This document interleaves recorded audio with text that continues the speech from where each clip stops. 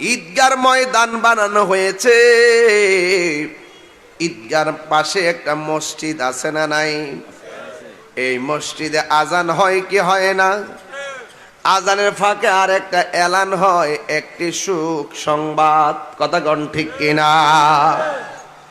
এই মসজিদে একটি সুখ সংবাদ পড়া হয়। ও যুবকের দল, না জানি কোন দিন মসজিদে আপনার নামের এলান হয়ে যায়। জন্মের পরে আজান দিল আরেক বেডাই, মরার পরে নামাজও পড়াইব আরেক বেডাই। খালি হাতে আইসো, খালি হাতে যাইবা। দেখবেন ছোট ছোট বাচ্চারা জন্মগ্রহণ করার পরে হাত মুঠ করে রাখে, কিন্তু মরার পরে কি আর মুঠ থাকে না, সইরা দে। তাইলে বোঝা গেল আসছি আল্লাহর নিয়ামত লইয়া আইছি, যাওয়ার সময় কিছুই নিতে পারলাম না, দুনিয়ার সম্পদ। কথা কোন ঠিক কিনা? সব চাইতে বড় নিয়ামত হলো আল্লাহ আমরারে মুসলমানের ঘরে জন্ম দিয়েছে। এই জন্য আমরা গর্ব করে বলতে পারি আমরা মুসলমান। এই মসজিদের ভিতরে একটি সুখ সংবাদ বলেছে বলেছে বলেছে, আর শোনার পরে আমরা জীবিত যারা আছি পড়েছি ইন্না লিল্লাহি ওয়া ইন্না ইলাইহি রাজিউন। ও আল্লাহ, তুমি আমরারে বানাইছো, তোমার দিকে আমরা ফিরে যাব। কোটিপতি যেই মাটির ঘরে শুইবে, রাস্তার একটা রিক্সাওয়ালা সেই মাটির ঘরে শুইবে। এ আমার বাবা, বুড়া মানুষের আগে জোয়ান মারা যায়, দাদার আগে নাতি মারা যায়, এমন ইতিহাস লন্তির জমিনে আছে না নাই? এই জন্য আমার যুবক ভাইয়েরা অনুরোধ করে বইলা যায়, আমাদেরকে একদিন দুনিয়া ছেড়ে চলে যেতে হবে। এমন কোনো দিন নাই ফেসবুকের পাতায় মৃত্যুর সংবাদের বার্তা পাই না। না জানি কোন দিন আমাদের মৃত্যুর বার্তা ফেসবুকে ভাসতে থাকে। এ বন্ধুরে, নিঃশ্বাসের কোনো বিশ্বাস নাই। আল্লাহ রাব্বুল আলামিন কোরআনে বলেছেন, ওয়ামা তাদরি নাফসুম বিআইয়ি আরদিন তামুত।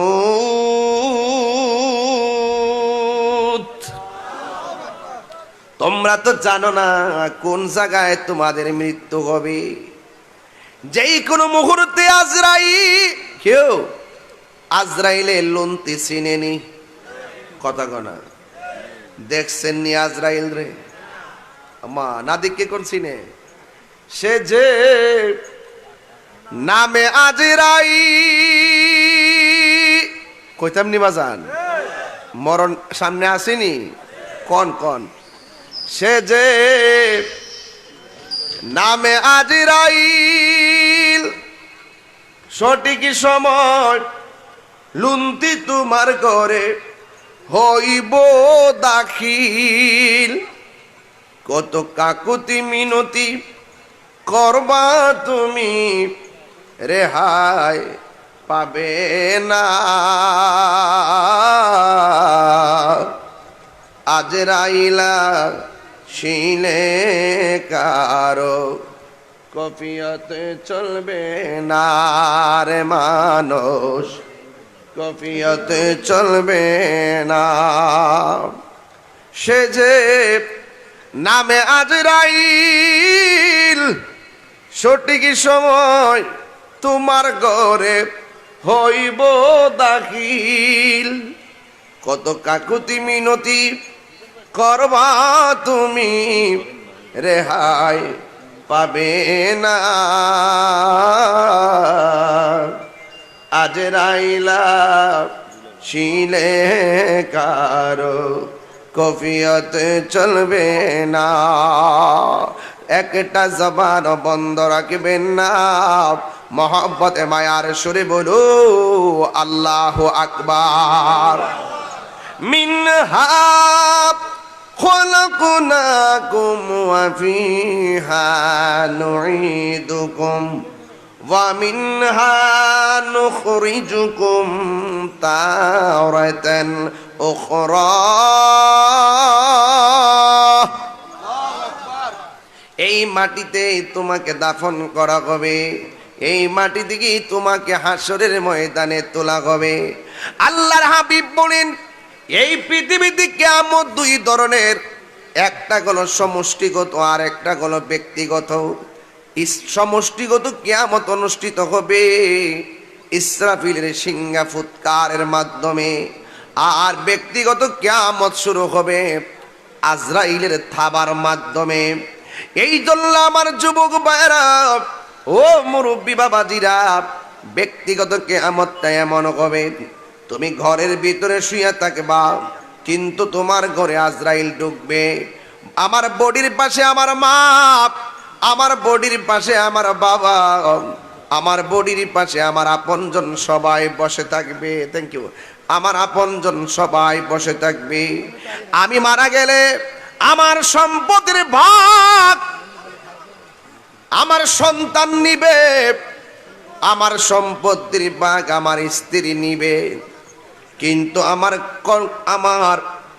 আমার কবরের আযাবের ভাগ আমার সন্তান নিবে না। আমার মৃত্যুর কষ্টের ভাগ, আমার মৃত্যুর কষ্টের ভাগ আমার আপনজনরা নিবে না। এই জন্য আমার আল্লাহ বলেছেন দুইটা কোয়ালিটি যার মাঝে থাকবে এই লোকটার কোনো ভয় নাই, এই লোকটার অভিভাবক হইলাম আমি আল্লাহ। জোরে জোরে কে সুবহানাল্লাহ বলা যাবে না? আল্লাহ রাব্বুল আলামিন বলেন ইল্লাল্লাযীনা আমানু ওয়া আমিলুস সালিহাতি ওয়া তাওয়াসাউ বিল হাক্কি ওয়া তাওয়াসাউ বিস সাবর। আল্লাহ রাব্বুল আলামিন বলতেছেন দুইটা কোয়ালিটি যার মাঝে থাকবে সে কোনোদিন ক্ষতিগ্রস্ত হবে না, নাইলে দুনিয়া তো ক্ষতিগ্রস্ত হবে, আখিরাত ক্ষতিগ্রস্ত হবে। এক নম্বর হলো ঈমান, জোরে করে এক নম্বর কি? ঈমান। দুই নম্বর হলো নেক আমল।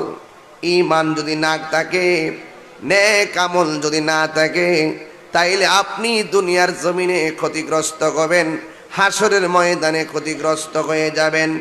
এই জন্য আমার যুবক আল্লাহ রাব্বুল আলামিন বলে দিয়েছেন আল্লাহু ওয়ালিয়ুল্লাযীনা আমানু ইউখরিজুহুম মিনাজ যুলুমাতি ইলান নূর।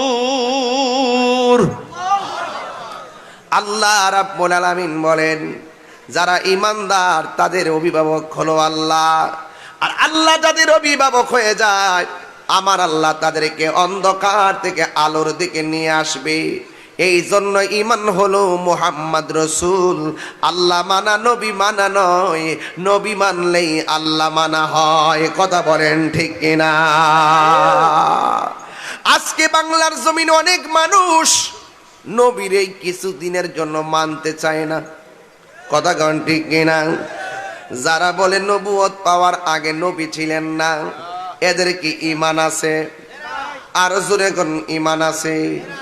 এই জন্য যুবক নবী সৃষ্টির শুরুতে সৃষ্টি যখন কিছু নাই তখন আল্লাহ নবীকে বানাইছেন প্রথম, আমার নবীকে সবার পরে পাঠাইছেন শেষ নবী বানাইয়া। এই জন্য আমার যুবক আমার নবীর পরে আর কোনো নবী আসবে না। যারা বলে নবুয়তের পূর্বে নবী ছিল না, এদের কোনো ঈমান নাই। কথা বলেন ঠিক কিনা? আহলুস সুন্নাত ওয়াল জামাতের আকীদা হলো আমার নবী সৃষ্টির প্রথম, আমার নবী রূহানি জগতে নবুয়ত প্রাপ্ত, আমার নবী রূহানি জগতে নবীর উপরে নবুয়ত নির্ধারিত। দুনিয়াতে মা আমেনার রেহেম থেকে দুনিয়াতে নবী হইয়া এসেছেন। 40 বছর বয়সে নবুয়ত প্রকাশ পেয়েছে। কিয়ামত পর্যন্ত আমার নবীর পরে আর কোনো নবী হবে না। কথা বলেন ঠিক কিনা? এই জন্য আমি প্রায় সময় বলি, প্রেমের আগুন জ্বলে দ্বিগুণ রে দয়াল, জল দিলে নবীরে চিনতে ছেলে প্রেম লাগবো। কথা কোন ঠিক না বেডে? এই তোমার মাইকের সাউন্ডটা ইজি রেখো, মনে হয় আমার কাছে আওয়াজ আসে, পিছে আওয়াজ যায় না। বলেন প্রেমের আগুন জ্বলে দ্বিগুণ রে দয়াল, জল দিলে নিবে না। ওরে প্রেম করিয়া এই তাহিরি কলঙ্ক ঘোষণা, প্রেম করিয়া প্রেমিকি মরে রে দয়াল, প্রেম তো মরে না। প্রেম করিয়া প্রেমিকি মরে রে দয়াল, প্রেম তো মরে না। এই প্রেম হাসাই প্রেম কাদাই রে দয়াল, প্রেমে হাসাই প্রেম কাদাই রে দয়াল, জল দিলে নিবে না। আর তারপরে না, তারপরে বেশি না। প্রেমের আগুন জলে দ্বিগুণ রে দয়াল, জল দিলে নিবে না।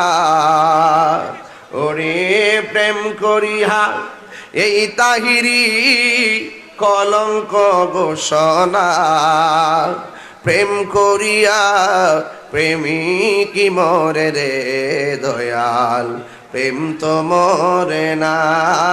জোরে জোরে কি আল্লাহু আকবার বলা যাবে না? হায়রে ও যুবকের দল, কি দিয়া বুঝাইতাম কবর কি জিনিস? কবরে না গেলে বুঝবেন না কবর কি জিনিস। ঘুম ধরছে বাড়িতে ঘুমাইবেন, কিন্তু জান্নাতের বাগান প্রতিদিন মিলবে না। এমন হতে পারে গুনার গাট্টি লইয়া মাহফিলে এসেছেন, কিন্তু আমার আল্লাহ জীবনের গুনাহগুলা ক্ষমা কইরা বাড়িতে ফিরাইতে পারেন। কথা কোন ঠিক কিনা? এই জন্য যুবক, আমার নবী আপনার নবী বলেন, জীবন্ত বকরির গায়ে থেকে চামড়া তুললে যেমন কষ্ট হয়, এর চাইতে বেশি কষ্ট হবে আজরাইল যখন তোমার থাবা মারব। পৃথিবীর কেউ তোমার মরণের কষ্টের ভাগ নিবে না।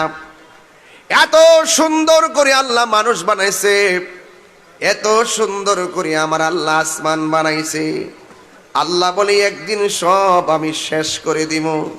যেমন করে সংসারের দিকে আমি সন্তান নিয়ে যাই, এমন ভাবে গোটা পৃথিবীটা আমি লন্ড বন্ড করে দিব।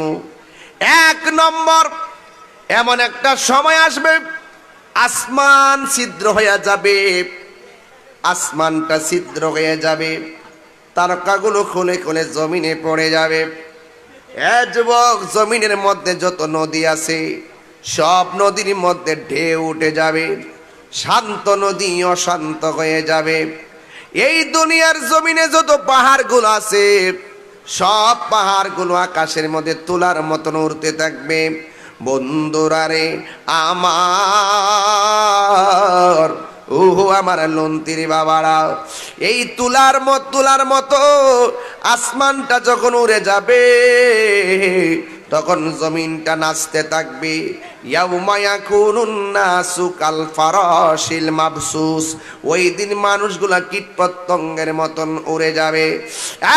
যুবক ভাইরা আমার, আল্লাহ রাব্বুল আলামিন বলেন ইজা জুলজিলাতিল আরদু জিলজালাহা, এই জমিনটা সেই দিন কম্পনে প্রকম্পিত হয়ে যাবে।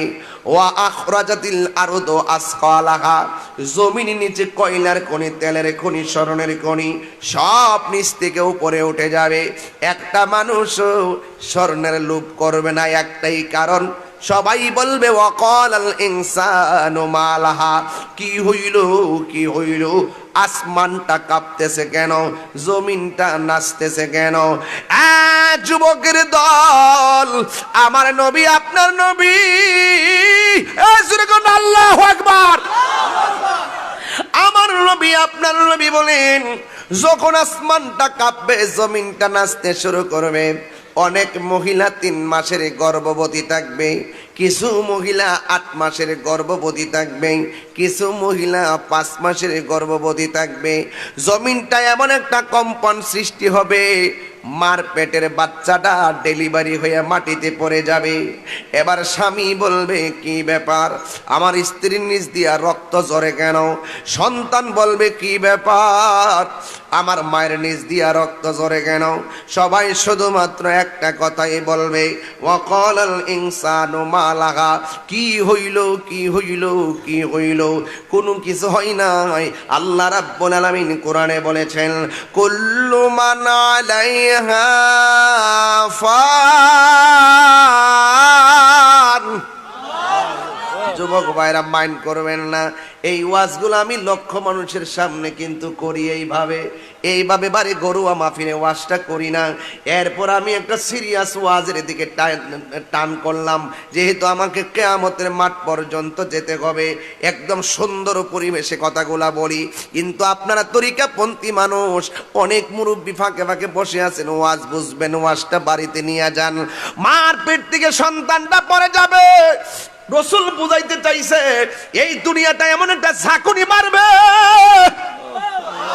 আরে হাত তুলে কোন আল্লাহু আকবার কোন কেন? আরে একটু ভূমিকম্প আসলে মানুষ ঘর থেকে বের হয়ে যায়। সেই দিন এমন একটা ভূমিকম্প মারবে, এমন একটা নাড়া মারবে, মার পেট থেকে সন্তানটা ডেলিভারি হয়ে যাবে। মার জিজ্ঞাসা করো, মা ওই সন্তান ডেলিভারির সময় তোমার কেমন কষ্ট হয়? মা বলবে, পুত্রে তুই যখন আমার কলিজায় বারবার লাত্তি মাইরা দুনিয়ায় আসতে চাইছিলি, মনে চাইছিল হাতের মধ্যে ছুরিটা লইয়া জীবনটা দিয়া দেই, এত ব্যথা করছে। যুবক, মার পেট থেকে আপনি দুনিয়ায় এসেছেন, মারে লাইতাইয়া বেহুশ বানাইয়া ফেলাইছি। লুন্তি মাহফিলে ওয়াজ শুননা কোনো লাভ নাই, তাহিরি বয়ান শুননা কোনো লাভ নাই। যদি আপনার মারে কষ্ট দেন, বাপেরে কষ্ট দেন, পায়ে দুইটা বইলা দিয়া যায়, কিয়ামতের ময়দান সামনে, একদিন আপনার নিজের ব্যক্তিগত কিয়ামত শুরু হবে। সেই দিন পৃথিবীর কেউ আপনার পাশে দাঁড়াবে না।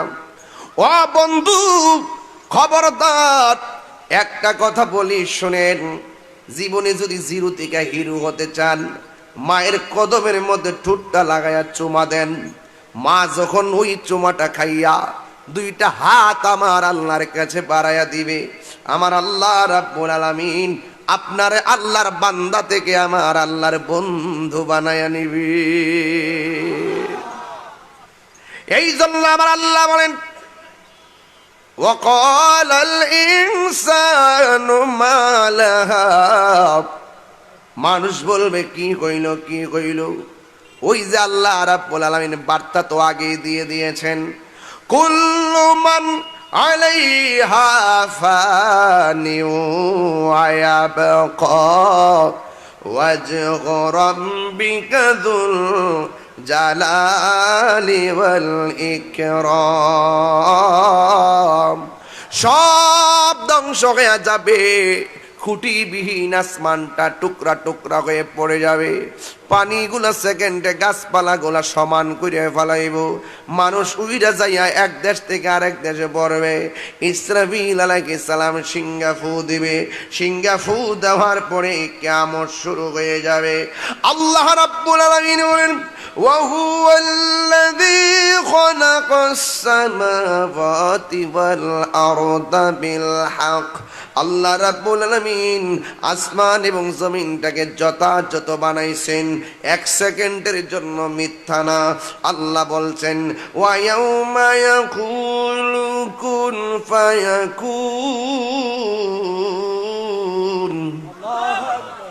আবার এই আয়াতে বলতেছেন, ওয়ালাহুল মুলকু ইয়াউমা ইউনফাখু ফিস-সূর। আল্লাহ রাব্বুল আলামিন বলেছেন, সেই দিন আমার আল্লাহ ইসরাফিলকে বলবে, ইসরাফিল সিংহা ফু দাও। সুবহানাল্লাহ। সিংহা ফু দেওয়ার পরে সব লন্ড বন্ড হয়ে যাবে, পৃথিবী স্তব্ধ হয়ে যাবে, 1000 বছর পৃথিবী এইভাবে থাকবে। আল্লাহ রাব্বুল আলামিন বলেন লাশগুলা বাসতে থাকবে, বাসতে বাসতে বাসতে বাসতে এক প্রান্তে থেকে আরেক প্রান্তে যাবে, কেউ কাহারও কোনো খবর নেবে না রে বাবা। যুবক ভাইরা, আল্লাহ রাব্বুল আলামিন কোরআনে বলে দিয়েছেন আল্লাহু লা ইলাহা ইল্লাহু লা ইয়াজমা'আন্নাকুম ইয়াওমাল ইয়াউমিল কিয়ামাতি লা রাইবা ফীহি। আল্লাহ ছাড়া কোনো মাবুদ নাই। সারা জীবন তুমি যারা সাজদা দিলা না, অথচ সেই মালিক তোমার জীবন দিয়েছে। সারা জীবন যারে তুমি সাজদা দিলা না, অথচ সেই মালিক তোমার মৃত্যু দিয়েছে। তুমি সারা জীবন যেই মনিবের সাজদা দিলা না, এই মালিক পৃথিবীটা বানাইছে। আল্লাহু আকবার কর না কেন? সারা জীবন যে আল্লাহকে সাজদা দিলা না, ওই আল্লাহই বলবে ইসরাফিল আমার সিংহাটা ফু দিয়া দে। সিংহাটা ফু দিলে পৃথিবীটা লন্ড বন্ড হয়ে যাবে রে। আল্লাহ রাব্বুল আলামিন কোরআনের মধ্যে বলে দিয়েছেন লা ইয়াজমা'আন্নাকুম ইলা ইয়াউমিল কিয়ামাতি লা রাইবা ফীহি। আল্লাহ বলছেন, আল্লাহ হলো তিনি যিনি তোমাকে আমাকে একত্রিত করবেন একটা ময়দানে, যেই ময়দানটা সম্পর্কে কোনো সন্দেহ নাই। ওয়ামান আসদাকু মিনাল্লাহি হাদিসা, আল্লাহর চাইতে সত্যবাদী আর কে হতে পারে? এই জন্য যুবক ভাইরা অনুরোধ করে বলে দিয়ে যায়, আল্লাহ রাব্বুল আলামিন কোরআনে বলে দিয়েছেন হাসরের ময়দানে কাফেরদের অবস্থা ভয়াবহ হয়ে যাবে। হাসরের ময়দানে দেখেন আল্লাহ কয় ইয়াউমা তাবিয়াদ্দু বুজুহু ওয়া তাসওয়াদ্দু বুজুহ। হাসরের ময়দানে একত্রিত করা হবে। ওয়াত্তাকু ইয়াউমান লা তাজজি নাফসুন আন নাফসিন শাইআ। আল্লাহু আকবার। দেখছেন কত উপর ওয়াজ, ঠান্ডা মাথায় করতে হয়। মনোযোগ আছে আপনাদের? আরে মনোযোগ আছে? আমি আপনার দিকে তাকাই ওয়াজ করতেছি না, ওয়াজ করতেছি এই যে 50টা ক্যামেরা আসছে এখানে, এই যে এতগুলো ক্যামেরা আসছে, এতগুলো ক্যামেরা মোবাইল টোবাইল যে লাগাই রাখছে। লন্তির ওয়াজ আগামীকাল দেশ বিদেশ থেকে মানুষ ঘরে শুয়া শুয়া শুনবে। এই জন্য আপনারা যেদিকে মনোযোগী হন, আমাকে মাথা ঠান্ডা রেখে কথা বলতেই হবে। আমি কি বুঝাতে পারতেছি? এই জন্য আল্লাহ বলেন ওয়াত্তাকু ইয়াওমান লা তাজজি নাফসুন আন নাফসিন শাইআ। হাসরের ময়দানে যেদিন আল্লাহ একত্রিত করবে, একত্রিত যেই মাঠটার মধ্যে করবে, ওই মাঠটা হলো শাম সিরিয়াই। এই দুনিয়ার জমিনে হাসরের ময়দান হবে। ওই মাটি, দুনিয়ার মাটিগুলা হলো মাটি, আর ওই দিন হাসরের ময়দানটা হবে তামা। মাথার 8 বিঘা উপরে সূর্যটা থাকবে, 12টা মুখলিয়া সূর্যটা ওইটা ওই তামার মাটির মধ্যে তাপ দিবে। তাপ দেওয়ার পরে আগুনের চাইতে বেশি গরম মাটিটা হয়ে যাবে। আল্লাহ রাব্বুল আলামিন কোরআনে বলেন লা ইয়াজমা'আন্নাকুম ইলা ইয়াউমিল কিয়ামাতি লা রাইবা ফি। সেই দিন তোমাদেরকে একত্রিত করবে। কেউ আগুনে পুড়ে মারা গেছে, ওখান থেকে বের হয়ে সেই মাঠে যাবে। কেউ পানির মধ্যে পইরা মারা গেছে, লাশ পাওয়া যায় নাই, ওখান থেকে লাশটা উঠে হাসরের ময়দানে যাবে। কেউ কবরের ভিতরে পড়ে আছে, ওই কবর থেকে উলঙ্গ অবস্থায় ওই ময়দানের মধ্যে যাবে রে বাবা। ওই ময়দানে যাওয়ার পরে আল্লাহ আয়েশা সিদ্দিকা বলেন ইয়া রাসূলুল্লাহ, নবী গো, মায়ার নবীজি, আপনি যে বললেন উলঙ্গ অবস্থায় হাসরের ময়দানে যাবে, কিন্তু একজন লজ্জাস্থান আরেকজনে দেখবে, এটা কেমন কথা? আল্লাহর হাবিব ডাক দিয়া বলে আয়েশা, কবর থেকে উঠবে, কিন্তু মাথার 8 বিঘা উপরে সূর্য থাকবে, তার গাটটারে বাঁকা করে দেওয়া হবে। উপর দিকে তাকায়া তাকায়া, সূর্যের দিকে তাকায়া মাঠে যাবে। একটা সেকেন্ডের জন্য তাকাইবার কোনো সময় পাবে না। ওই কঠিন মুসিবতের মধ্যে যাওয়া নেওয়া হবে। এ বন্ধুরি, ও যুবকের দল, ওই ময়দানে যাওয়ার পরে আমার আল্লাহ বলেন ওয়াত্তাকু ইয়াওমান লা তাজজি নাফসুন আন নাফসিন শাইআ। ওই দিনটাকে তোমরা ভয় করো, যেই দিন কাহারো পক্ষ থেকে কেউ কোনো উপকার নেওয়া হবে না, কারো কাছ থেকে কোনো বিনিময় নেওয়া হবে না, এবং কাউকে সাহায্য করা হবে না। ওয়ালা হুম ইউনসারুন, আউন, এবং কাউকে সাহায্য করা হবে না। ওই কঠিন মুসিবতে মানুষের জবানের ভিতরে একটা স্লোগান থাকবে, নাফসি নাফসি নাফসি নাফসি বলে কাঁদবে। ওই কঠিন মুসিবতে কেউ গিরা পানিতে সাঁতার কাটবে, আল্লাহু আকবার কথা কি, কেউ গিরা পানিতে সাঁতার কাটবো, কেউ হাঁটু পানিতে সাঁতার কাটবে, কেউ কোমর পানিতে সাঁতার কাটবে, কিন্তু কেউ কাউকে বাঁচাইতে পারবে না, কেউ কাউকে কোনো সহযোগিতা করতে পারবে না। ও বন্ধুরে, আল্লাহর হাবিব আল্লাহ রাব্বুল আলামিন বলেন, ইয়াউমা তাবিয়াদ্দু বুজুহু ওয়া তাসওয়াদ্দু বুজুহ, সেই দিন কাহারও চেহারা কালো হয়ে যাবে, আবার কাহারও চেহারা ফর্সা হয়ে যাবে। এখন বলবেন তাহিরি হুজুর, কার চেহারা ফর্সা হবে? যারা আল্লাহর ইবাদত করে। কার চেহারা নূরে আলোকিত হবে? যারা আজান পড়লে মসজিদে নামাজে যায়। কার চেহারাটা আলোকিত হবে? যারা মা বাবার খেদমত করে। কার চেহারাটা আলোকিত হবে? যারা বান্দার হক মাইরা খায় না। যার চেহারাটা আলোকিত হবে? যে আমার নবীকে জানের চাইতে বেশি ভালোবাসে। কার চেহারাটা আলোকিত হবে? যারা ওলি আল্লাহকে ভালোবাসে। কার চেহারাটা আলোকিত হবে? যারা কোরআন অনুযায়ী জীবনকে সুন্দর করে গঠায়। যুবক ভাইরা আমার, এখন প্রশ্ন করবেন, হুজুর কার চেহারাটা অন্ধকার হয়ে যাবে? এক নম্বর, যারা আল্লাহর সঙ্গে নাফরমানি করে তাদের চেহারাটা অন্ধকার হয়ে যাবে। দুই নম্বর, যারা নবীর সঙ্গে গাদ্দারি করে তাদের চেহারাটা অন্ধকার হয়ে যাবে। তিন নম্বর, যারা মা বাবার বুকের মধ্যে লাথি মারে তাদের চেহারাটা অন্ধকার হয়ে যাবে। চার নম্বর হলো যারা সুদখোর, তাদের চেহারাটা কালো হয়ে যাবে। পাঁচ নম্বর, যারা ঘুষখোর, তাদের চেহারাটা কালো হয়ে যাবে। ছয় নম্বর, যারা বান্দার হক মাইরা খায়। আসেনি কথা কোন? আসেনি? আরে হক মাইরা খাওয়াই না, আসেনি রে বাজান, আসেনি আসেনি আসেনি। যারা বান্দারা হক মাইরা খায়, আল্লাহ রাব্বুল আলামিন হাবিব বলেন, ও পৃথিবীর মানুষ, আল্লাহ সব কিছু ক্ষমা করে দিবে, কিন্তু তিন শ্রেণীর মানুষের এই গুনাহ ক্ষমা করবে না। এক নম্বর, যারা আল্লাহর সঙ্গে শরীক করে। আরো জোরে গন, আরো জোরে গন। আল্লাহকে দুইজন না একজন? আরো জোরে গন না, দুইজন না একজন? যারা আল্লাহর সঙ্গে শরীক করে এদের গুনাহ আল্লাহ মাফ করবে না। দুই নম্বর, যারা মা বাবার বুকে লাথি মারে এদের গুনাহ আল্লাহ মাফ করবে না।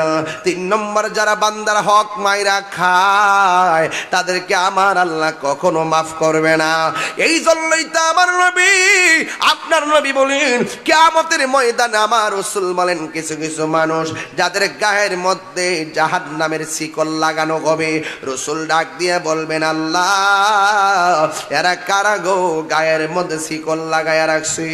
আল্লাহ ডাক দিয়া বলে, বন্ধু এটা ঠান্ডা কোনো শিকল না, এই শিকলটা জাহান্নামের আগুন দিয়া গরম করা হয়েছে, এই শিকলটা তাদেরকে বেরি লাগাইয়া দেওয়া হয়েছে। কয়ে কেন? কয়ে এই জন্য যারা দুনিয়ার জমিনে মা বাবার বুকে লাথি মারতো, মা বাবার মনে কষ্ট দিত, নিঃস্বার্থে ভালোবাসে শুধু আমার মা, ববে যার তুলনা নাই, নিঃস্বার্থে ভালোবাসে শুধু আমার মা, ববে যার তুলনা নাই। সেই মা তোমার চলে গেলে গো, আল্লাহু আকবার কেন? সেই মা তোমার চলে গেলে সার হইব কান্দন, এই জগতে কেউ হবে না মায়েরই মতো, এই জগতে কেউ হবে না মায়েরই মতো। বাবা গো বাবা, বাবা গো বাবা, বাবা তুমি কেমন আছো ছোট্ট মাটির ঘরে, তোমার কথারই দই মাঝে পড়ছে বারে বারে। বাবা তুমি কেমন আছো ছোট্ট মাটির ঘরে, তোমার কথারই দই মাঝে পড়ছে বারে বারে। বাবা গো